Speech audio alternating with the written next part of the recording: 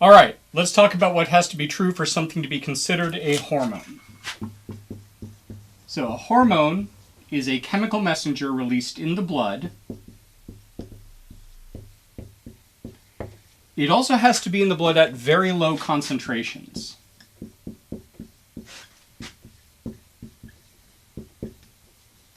And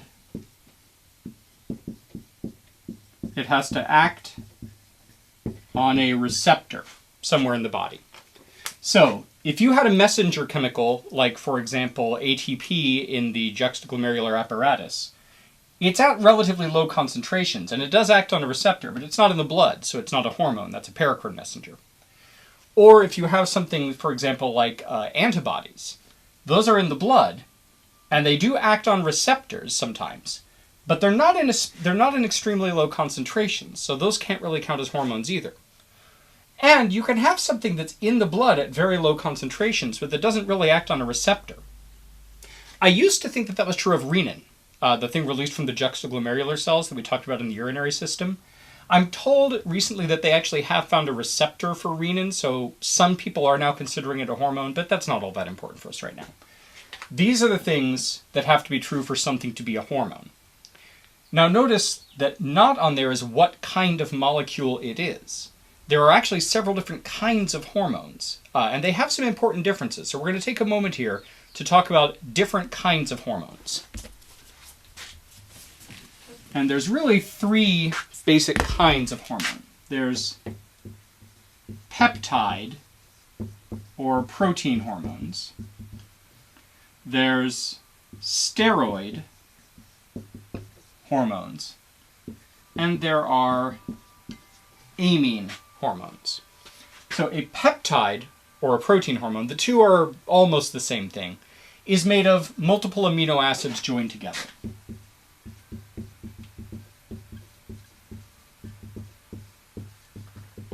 So joined by peptide bonds.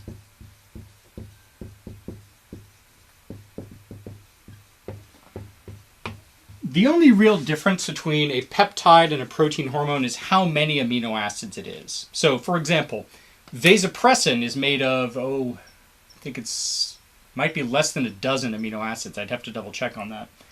That's too small for most people to consider a protein. But really, it's not fundamentally different. It's just short. On the other hand, some other, like insulin, is a protein hormone. It's made of many amino acids joined together, and it makes a full-size protein.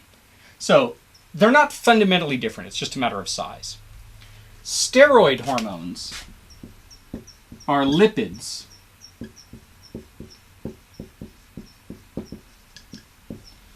They're all lipids, and they're based on cholesterol. You start with the structure of cholesterol and then modify it to make different kinds of steroid hormones. The special thing, steroid hormones are interesting in that because they are lipids, and specifically because of the structure of lipid they pass through cell membranes very easily. So while they're carried in the blood, usually bound to some sort of carrier protein, they actually enter cells without having to be received on the surface. We'll get to that in a bit. And amine hormones are made from a single amino acid. Specifically, that's either tyrosine or tryptophan. That's then modified. So you start with either a tyrosine or a tryptophan and then do some modifications to it, and that turns it into an amine hormone. We'll talk about those at the end too. They come in several categories. Things like melatonin is an amine hormone, thyroid hormones are amine hormones, and catecholamines, which include things like norepinephrine, epinephrine, and dopamine. So we're going to start by talking about we're going to go through each of these and talk about a little bit about how it's made and what its characteristics are. We're going to start with peptide hormones.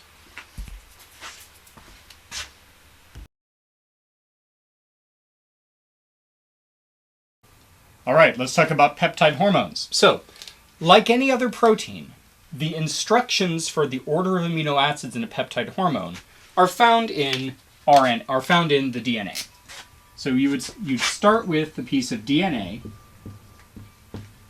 and just like with any other gene, you would transcribe from that a copy of the particular gene in the form of RNA. And then that RNA is translated by a ribosome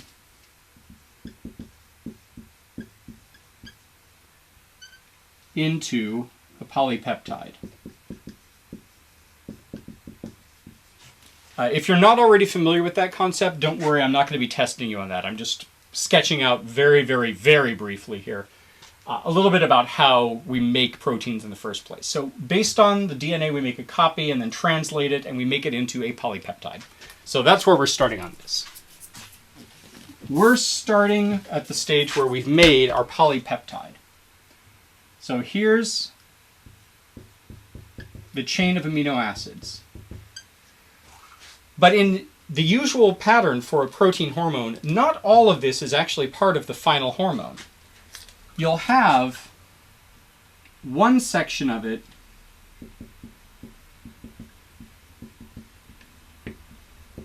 which I'll call the shipping label. This is a part of the protein, but it's not actually going to be part of the final version of the hormone. Instead, it's a little tag that tells the cell what to do with this once it's made. And you'll usually also have a section that I'm going to call the safety cap.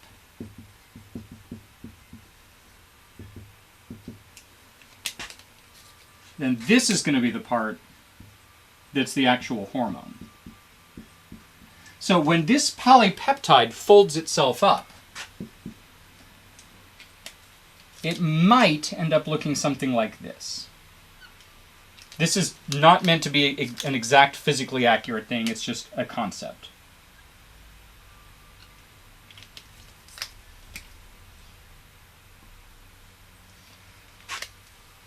So this might be the folded up version of this polypeptide. This green, this shipping label, is a little sequence of the protein that's going to be recognized by machinery in the cell that tells the cell what to do with this thing. This red, the safety cap, is going to be a part of the protein which prevents this hormone from being able to bind to receptors or do the stuff that it's meant to do. Think of it as a way of making it inactive. In this form, where it has the shipping label and the safety cap on it, we call this a Prepro hormone. Now remember, this applies only to peptide hormones. This stuff we're talking about here is just for protein hormones. So my Prepro hormone is the first version of this that's made.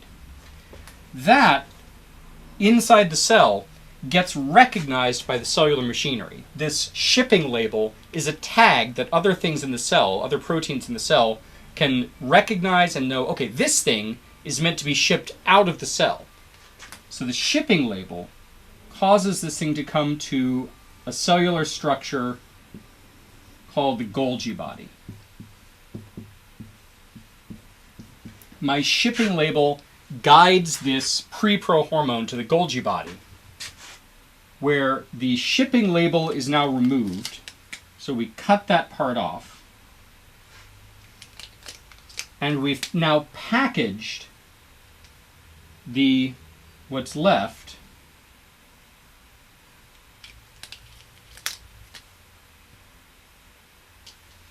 which we now call a prohormone.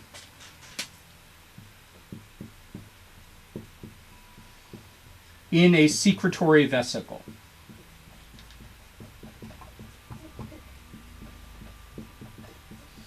So this prohormone, which has had the shipping label taken off, is packaged up inside a membrane bubble that's going to be used to export this from the cell, to send it out into the world.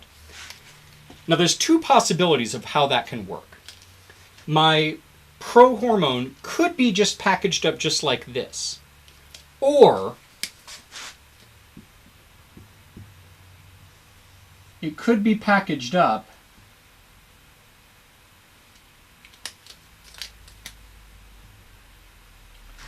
along with an enzyme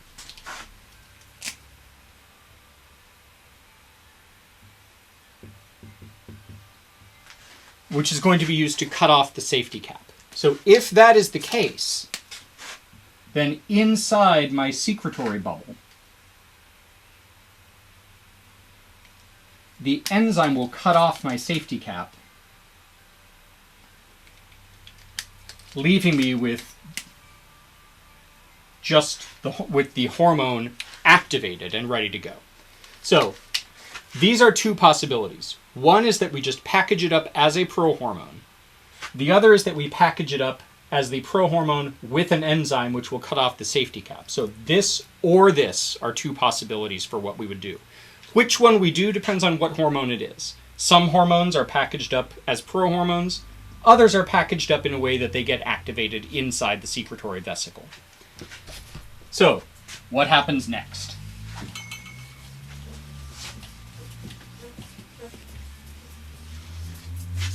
So here's our two possibilities. We could have us packaged up as a hormone which has had its safety cap removed, or we could have been packaged up as the prohormone.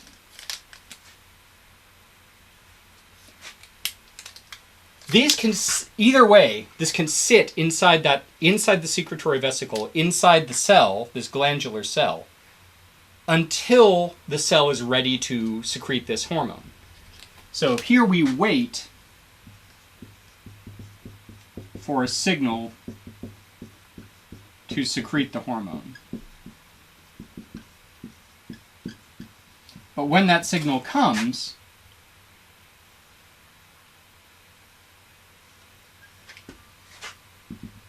so these are two different possibilities. We bring that vesicle up to the cell membrane and release the contents. So now this is in the blood, and we are releasing, in this case, the hormone, safety cap, and enzyme into the blood. In this case, the hormone is put into the blood in its active form. So this is the active hormone.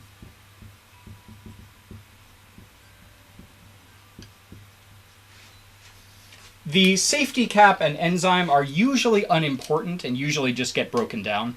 Sometimes the safety cap actually has some features of its own. It's almost its own kind of hormone. But let's ignore that possibility and just say in this case we're secreting the hormone in its active form. These two things are just garbage. The other possibility is that we secrete the hormone as a prohormone, as the inactive version of the hormone. So that's now in the blood in an inactive form. And then somewhere around the body, this will travel along, and then somewhere there will be an enzyme which will activate it.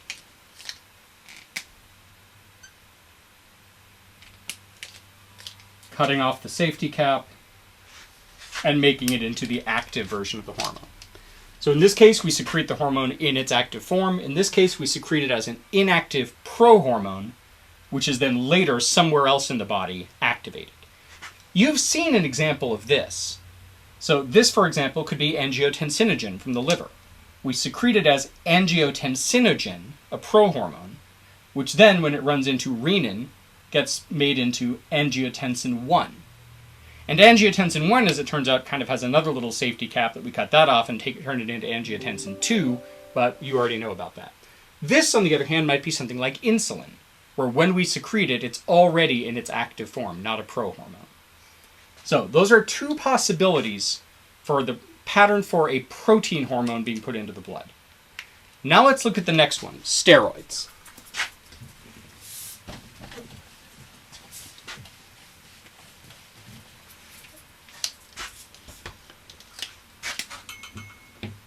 So steroids all start as cholesterol, which is a distinctive lipid with a sort of a 4-ring structure with a tail on it. I can put up a picture of cholesterol on the screen. Now, this cholesterol is then modified into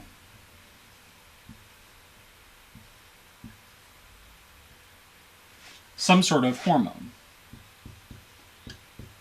We change the structure of the cholesterol slightly and turn it into one of these various hormones. Those could be things like estrogen, testosterone, cortisol,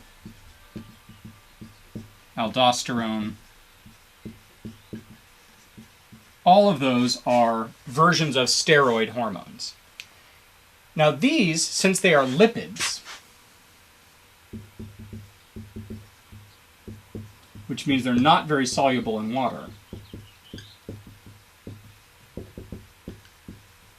but they pass through cell membranes.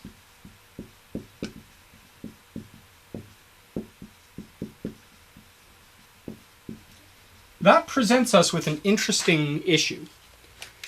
With our peptide hormones, we could make them, put them into a bubble, and then hold them in there until it was time to secrete them. But that bubble is made of cell membrane, phospholipid bilayer. And lipids, like steroids, pass right through phospholipid bilayers. So if I make a steroid hormone and try to put it into a secretory vesicle and hold on to it, I can't, because it's just going to come out of the vesicle. Remember, it passes through membranes. So how can I make a steroid ahead of time and hold on to it till it's time to secrete it? The answer is you can't. Once you've made a steroid hormone, it can leave the cell because they pass through cell membranes. So I have to make steroid hormones when they're needed. In order to use steroid hormones, I can have an organ, say the adrenal cortex, that makes aldosterone. But it can't make the aldosterone until it's time to secrete the aldosterone, because once I make it, it's going to leave the cell that made it. So these have to be made on demand, rather than being held on to until there's a signal.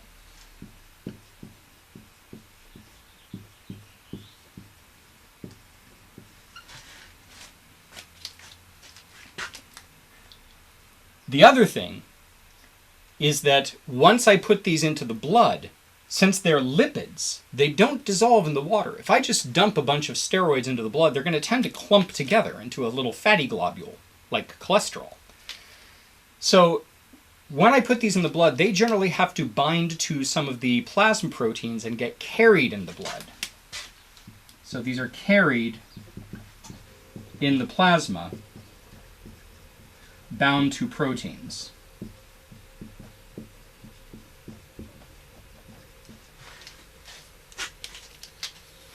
Now, they can't be very tightly bound, because if they were, they would just stay on those plasma proteins and would never get to their targets. So probably it's best to imagine these steroids as just sort of huddling close to their carrier protein. So if this is the steroid, say this marker, and I'm its carrier protein, I'm sheltering it, keeping it away from the water, but it's loose. So it's occasionally popping out, coming back, popping out, coming back, so that when I come up against a cell, it may pop out and then just slip away into that cell, slip through that cell membrane.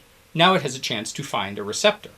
So yes, these are carried in the blood. They're bound to proteins, but sort of loosely bound, so that they can come off and enter other cells in the body. Now, that poses an interesting question about their receptors, but we're going to get to that in just a moment. The third type of hormone are the amine hormones.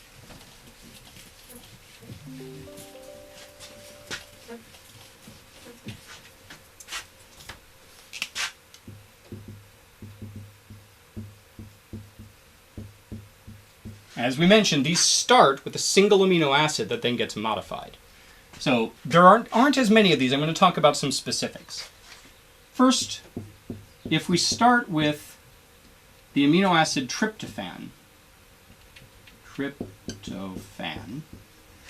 Tryptophan is only made into one kind of amine hormone. That is melatonin. And that's really only made in the pineal gland.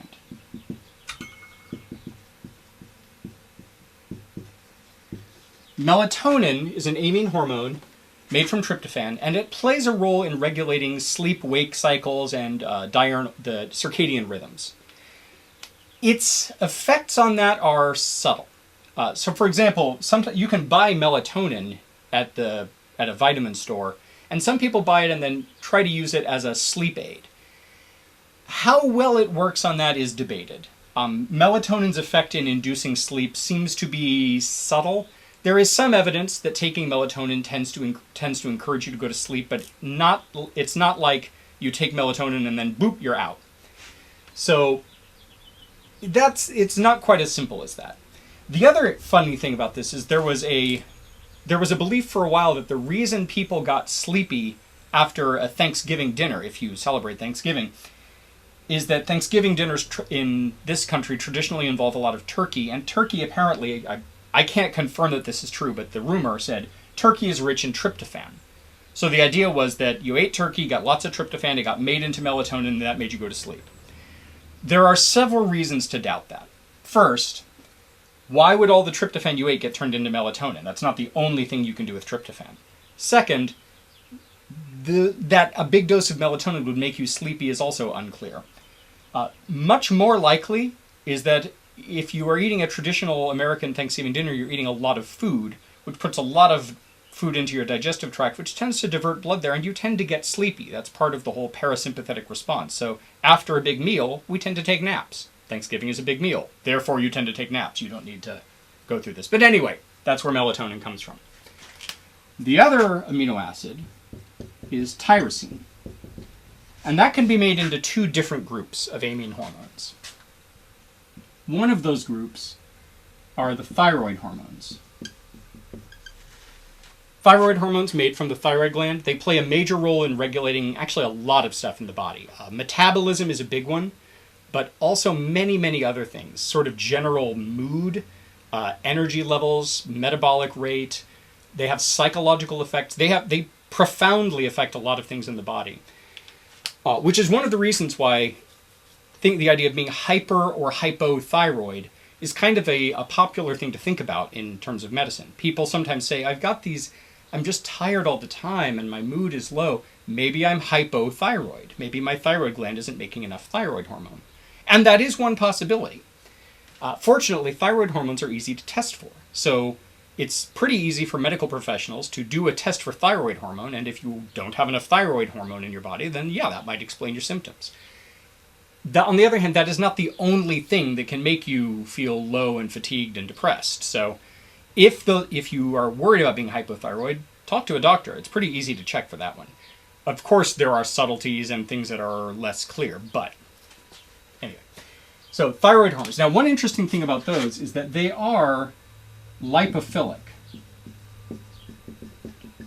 Because of the way the tyrosine is modified to make thyroid hormones, they are lipophilic. So they don't dissolve well in water, but oddly, they also don't go through cell membranes very well. But they are, on the other hand, they are actively transported into cells. So contrast that with steroids, which can passively diffuse through cell membranes into cells. Thyroid hormones are lipophilic, but they can't cross the membrane on their own. They have to be actively transported in. So, something to keep in mind when we talk about receptors, you're going to need to remember that. The other thing tyrosine is made into are what are called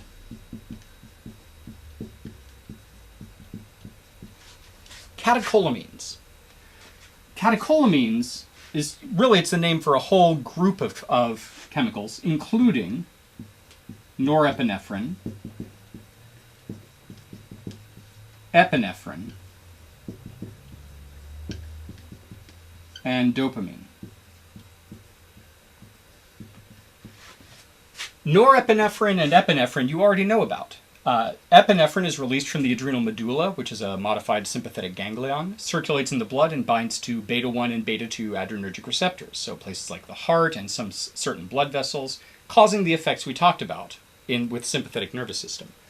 Norepinephrine is used as a neurotransmitter from postganglionic sympathetic neurons, but it is also released into the blood by the adrenal medulla along with epinephrine, so it can also affect alpha-1, alpha-2, and beta-1 receptors in the body.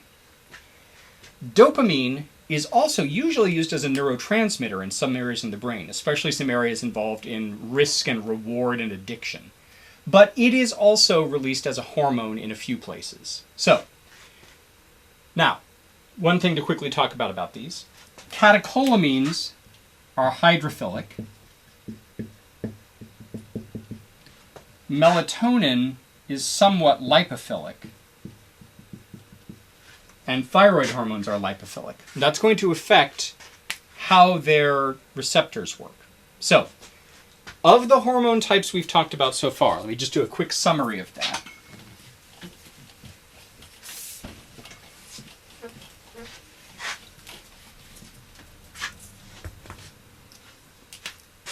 Of the hormones we've talked about so far, peptide hormones are usually lipophilic, and some of them are quite large, which means these generally do not cross cell membranes.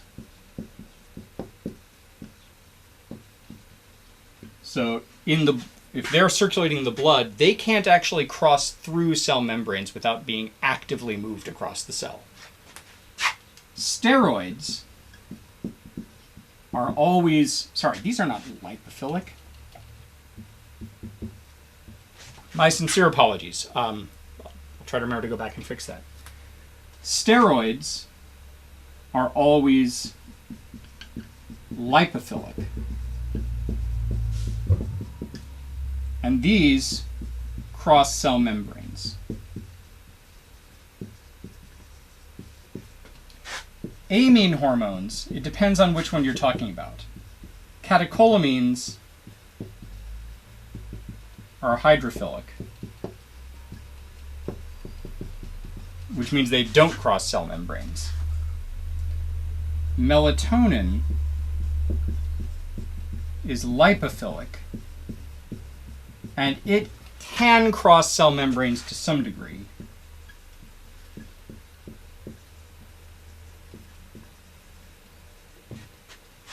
Thyroid hormones are lipophilic, but they can't cross cell membranes on their own. They have to be actively transported.